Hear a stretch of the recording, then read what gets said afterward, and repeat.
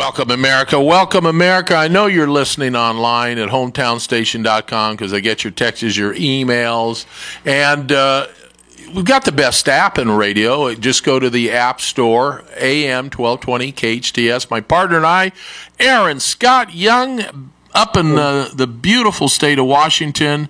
I'm down here in Southern California out of our flagship station, KHTS, and Aaron Scott Young. Coach? How's it going today, Coach? Well, you know, I drove back early this morning. I've been up since 5. Got my car, started driving. You were at I was at the gambling problem, right? No. Trade show. Well, the kids. Trade show. Well, no, my kids and my wife have a gambling problem. I guess I do. I guess I do too. Is that you? Are you their gambling problem? Well, so my oldest daughter, my youngest daughter, and my son all had their hand out. So I had to give them a few $100s each. My wife had to give them a few $100s each. My wife lost money. Yeah, but I was there for a trade show. The kids, the family came in for the weekend, then they left, and then I was there Monday, Tuesday, Wednesday. Interesting trade show. It's called what show? It's called the SHOT Show. It's all the gun store owners, manufacturers, distributors, vendors, knife manufacturers were there. You and I were talking about the one up in Oregon City. What's their name? One in Oregon City? Are you there? Okay, so who else was there? There were every manufacturer. Oh, now we got the buzz in the background. Every manufacturer was there that did outdoor clothing. A lot of hunting manufacturers. Hunting apparently is a big sport in this country. So that's why I was at the show. And today on our show, we're going to talk about, I'm going to draw Aaron Scott Young out a little bit because he does a lot of motivational speaking, a lot of educational speaking. And in his webinars, seminars, and speaking gigs, he's always drawing his customers out. He's always asking people what they think about certain things, what they think about life going forward, what do they think about life now. Some of it applies to business, but some of it applies to our everyday life. And one of the topics we're going to get into is thinking. Is there a new way of thinking? Is there a new way of approaching and solving problems? And we'll get into that. Of course, I wrote a book called In the Thinking Room. So my book has been widely read. Thousands and thousands of books have been bought.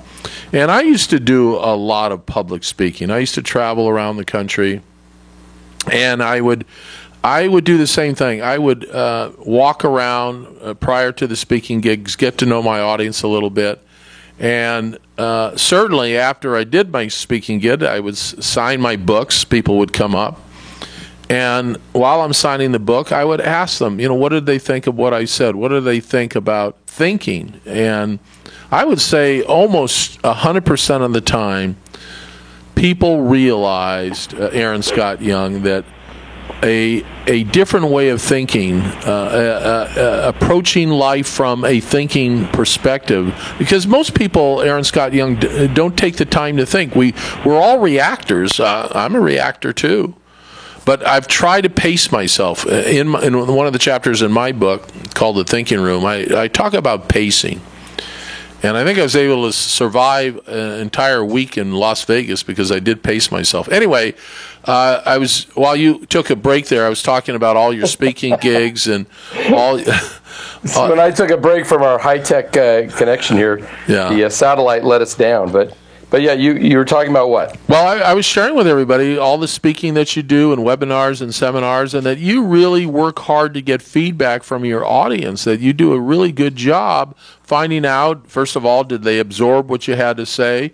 Do they have anything to contribute to what you had to say? And what going on a forward basis, what do they have to say? So let's get into it a little bit. Let's get into the fact that thinking differently, solving problems today. I don't care if you're listening to our voice at work. I don't care if you're driving. But if you're going to get ahead in your life, and especially in your relationships, and if you own a business or are starting a business or in a business, The ones that get paid the most money are the best thinkers. Am I right or wrong on that? Well, it's absolutely true. And one of the problems is I just spoke to a great group of people last night, and they paid $35,000 for the privilege of being at this in this event. And, I mean, that's a lot of money. And we were talking about things, and they asked me to talk about what is it that makes somebody really how are they going to be the one that's on fire in 2016? That was the goal I was supposed to talk about. How do I make these people the one that'll be on fire in 2016? One of the things we had to talk about was, if you're thinking like everybody else in the crowd, if you're just kind of going along with conventional wisdom, odds are you're not going to be the leader. Odds are you're not going to be very successful. Conventional wisdom, where did that expression conventional wisdom, like who's the convention or who's the group that's supposed to be so freaking Well, it's like who's wise? they? It's like they said. Yeah. The recent research says they never really say what it is. But yet conventional wisdom. But things a lot of people. Do you want to know my answer? Things catch on. So back in the day when people would read newspapers, some cool columnist would write an article, get picked up by 200 other columnists. He would share the column. Today it's about the internet, or today it's about something going on with social media. The line right, like about 2 years ago, every person I'd run into always put like right at the end of a question or a sentence, right? So this jargon it's ridiculous, right? Right. So yeah, right. Well, it's like if you're like on the radio, and then you're talking to the people and they are listening, yeah, I know what you're saying. But here's the problem. So what you just described in conventional wisdom, you're saying is just a bunch of people being lemmings, people that are following. Somebody writes something down, it becomes magnified by others, and then it starts being bandied around as though it's true. Yep. Even though the writer may have been full of crap. Yep. And that becomes the conventional wisdom. It's not necessarily wisdom, and it's not even necessarily true. It's just generally accepted because people say it. Is that right? Yeah, absolutely. And we all get caught up in this trap. And most of these new words, new phrases, new ideas, they don't have a very long shelf life. The ones that had a shelf life were things like, well, put a check in the mail, stuff like that. What else? What's another cliche? Well, I don't know. I guess there's a lot of cliches. But that's what they turn into cliches. They turn into, cliches. They turn into new vocabulary that sometimes sticks around. Like when I was a kid, swell. Well, swell, really? Swell. It's swell. Yeah, swell, whatever that's supposed to mean. But or swollen. Well, like cool. No, I know what it means. I know. Cool's been around a long time, so cool made it into our vocabulary. It's cool, man. Yeah. It's really cool. My default is still groovy, but anyway, no, that's sick. If you're saying groovy, that's far out. Groovy and far out is like the 70s, man.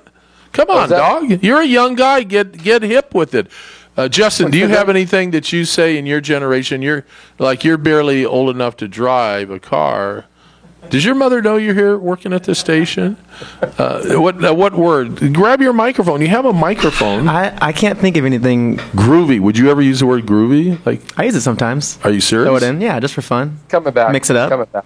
Give it a little disco feel. Aaron, nobody's listening to our show. Let me ask you a question. Nobody's listening to our show. Who would pay $35? Well, let's go to lunch then. I just did.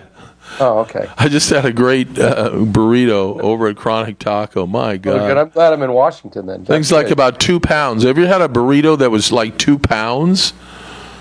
It's like I've got 2 pound chip. So anyway, keep going. Who would pay, seriously, seriously, talk to me. Who would pay $35,000? What do they get for $35,000? Well, last night they got me. For how long? Hour and a half. So the point. What? Here's the thing. You're going to be the stupid people listening to us. The stupid people listening to us are getting us for free. But there are the smart people. The stupid people are behind the microphones. So I'm just kidding. But the point is, the reason people do that was a very good group of people that were together. Part of the reason they pay so much is to weed out the riffraff. If you can afford to be in that group, you can probably add something to the discussion. Versus, it's the same reason you go to the Four Seasons Hotel. Four Seasons hotels are great, but there are other great hotels that are not remotely as expensive. They're specifically trying to weed out, that family going on their big dream vacation. They don't really want the movie stars and the industrialists and the capitalists. They don't want to be in with the what am I trying to say? The Marriott crowd or the Holiday Inn crowd. So that's why people pay. But the point is, who are you having discussions with? Are you listening to the conventional wisdom, or are you thinking for yourself, or are you really asking hard questions that fly in the face of conventional wisdom? Because that's where interesting things start to happen. Most conventional wisdom is just stupidity, and you could say stay out of debt. That's good conventional wisdom. So if these people are paying you $35,000 an hour for an hour and a half, they have to be successful people. They have to be people that are doing pretty darn. Come on, man, $35,000. I wouldn't pay anybody $35,000 all day for anything. Well, they didn't just pay $35,000 for the hour and a half. It's a 1-year mastermind. So they're spending, basically $3,000 a month, but they've paid it up front to be able to have access to certain kind of people. Last night, it was me. Got it. So, but the point is, every single person that came on and asked a question had good, hard questions to ask. They weren't saying pedestrian kind of silly things. They were asking hard, good questions. What was? Give me the top 3 questions. Oh my goodness sakes! I don't know. One of them had to do with transitioning. One guy is a managing partner of a law firm. He's trying to transition from running the law firm to doing some other kind of charitable kind of works. And he was saying, "How do I have knowledge in this place, but nobody knows I have knowledge in this place. How do I make the transition? How do I build the brand around that without destroying my income from my legal practice?" Those were the kinds of questions we were dealing with. That's a pretty interesting, I would say, common question that a lot of entrepreneurs, a lot of people in his position, are transitioning from ownership to a different kind of management, or if you're in management, to ownership. There's a lot going on in an entrepreneurial world. So that's a pretty. What was so the brand part? We all have a brand, right? When we walk into a room, we all have some form of a brand, some form of identity. Some of us have no identity, and I think when you have no identity or no brand, or nobody seems to be paying attention to you because you're either boring or when you speak it doesn't make any sense. I don't know, but I think the brand concept, no matter at what level you are in your life, having other people understand your brand is pretty important, don't you think? Yeah. That was so they asked me to put this training together about relevance and how to become the person on fire in 2016. The very first thing, my very first of 5 points was, who are you? Because, see, to be relevant in today's society, you have to be a brand. Being a person who's good at doing a job is not really good enough. Not to be anything more than just a regular workaday person. You've got to brand yourself. And how do you build the brand? Well, part of it is you got to have something to say. You've got to have some position. Nobody that's successful is on the fence. People that are successful stand for something. They take a stand. They put a flag in the ground. But these days, it's critical not to be some sort of phony version of yourself, but to be very authentic, be willing to be raw, be open, be transparent. And then the other thing that's really interesting to explain to some of these people who are trying to jump onto a bigger stage, they're successful locally, they're successful in their people think, they have a nice home, they have a nice car, or whatever, but now they're trying to step onto a regional or a national or global stage. And I said, one of the things you have to do, Coach, you and I talk about this, is you have to be seen. People have to know you're there. And a lot of people that I meet, they might be really great at doing something, but they're very bad at branding themselves and kind of standing up and claiming their place in the market. And if you're not willing to do that, you're just always going to be poor. You're never going to do really well unless you claim some spot for yourself. Claim some place, some little piece of ground, and then be that leader that attracts people to your spot. And you are preaching to the choir, because this is where I feel education has really fallen down, is that you go to school and you're taking classes, and I'm generalizing, so I apologize, but you're taking these general classes that you pass a test and you can't even remember what the hell you took a week ago. I deal and work with a lot of young people. I ask them. I'm not just making this stuff up. So when these young people get out in the real world, they don't have anything to offer. That's the problem. They know they don't have anything to offer. And so when you don't have anything to offer, you're not going to take a risk. And if you can't take a risk, then you're going to settle for whatever comes along. It's funny because there's a great quote. It says, there's a quote that says something like, when people ask what you do, the answer should be whatever it takes. But most people don't think like that. What do you do? Oh, I'm struggling to get a job doing, being this title or this thing. Most people don't. Well, the reason that people would listen to this show is because they don't want to settle. If you don't go after what you want, you're never going to get it. If you don't say that's my objective and I'm working toward it every day, you're never going to have it. People do a lot of talking, but they don't do a lot of executing.